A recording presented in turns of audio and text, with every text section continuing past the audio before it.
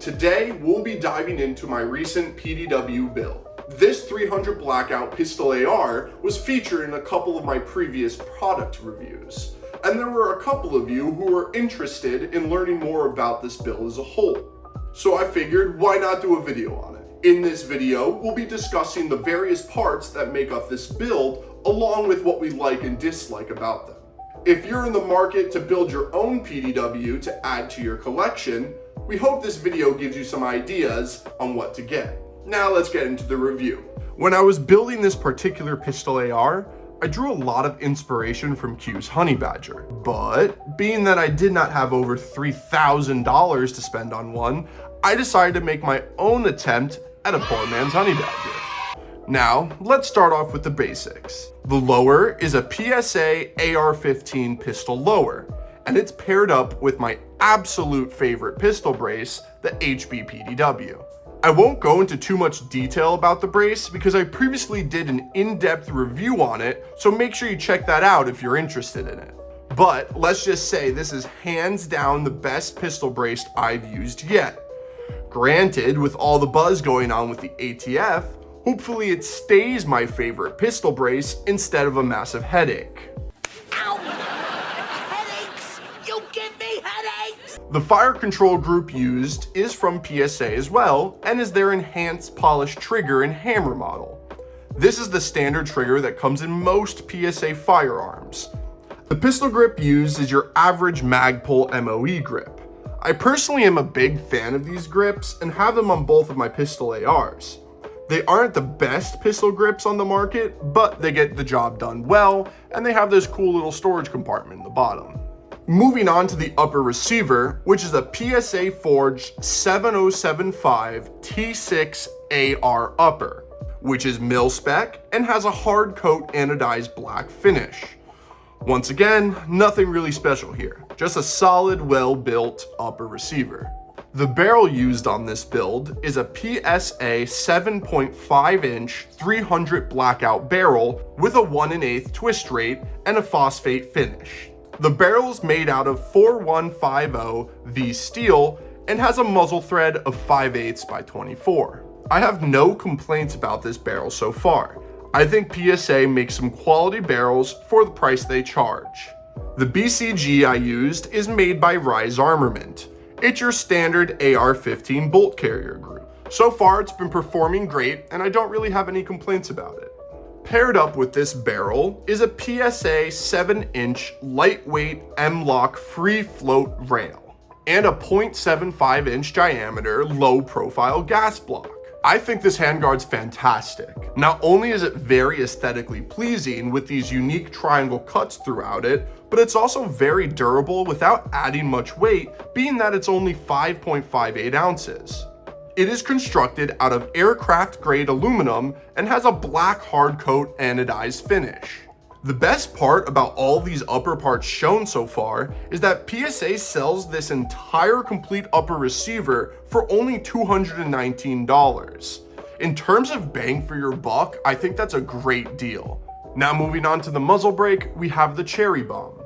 This is designed by Q and is also what is on their Honey Badger.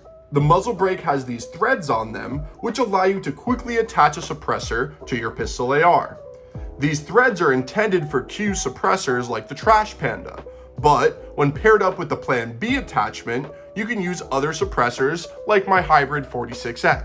While we're on the topic of suppressors, we might as well talk about this charging handle. I decided to go with the Radian Raptor SD. This is an ambidextrous charging handle that is intended for use with suppressors. It features a ported shaft designed to redirect the gases down and forward away from the shooter's face when shooting suppressed.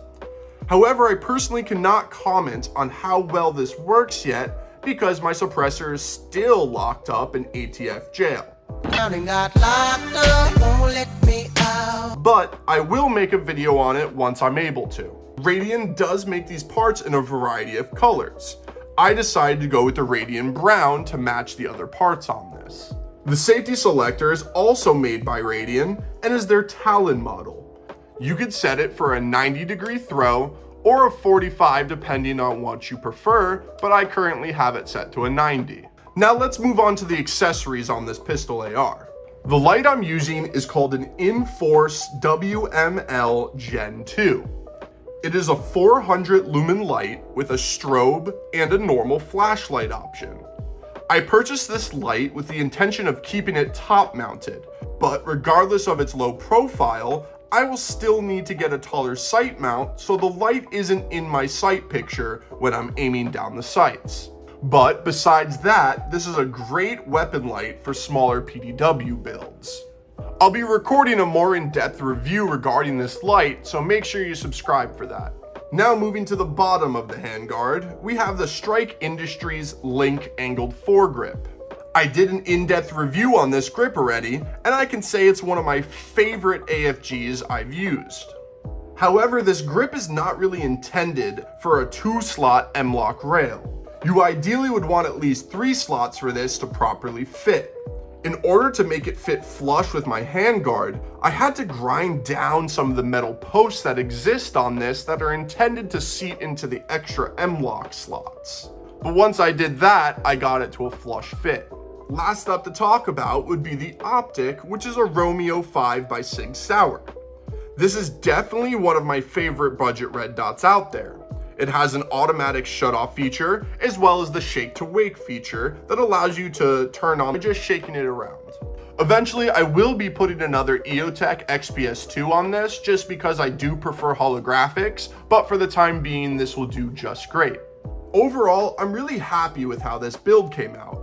With all of the parts featured in this video, it came out to around $1,000, which in my opinion isn't too bad for a PDW build.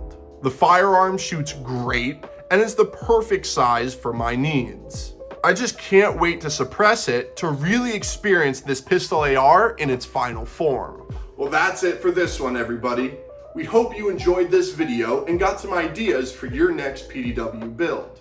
If you enjoyed this content, make sure you like and subscribe to the channel because it really does help us out. Let us know down in the comments what your favorite AR manufacturer is. We love hearing your opinions. As always, everyone, stay safe and have fun shooting.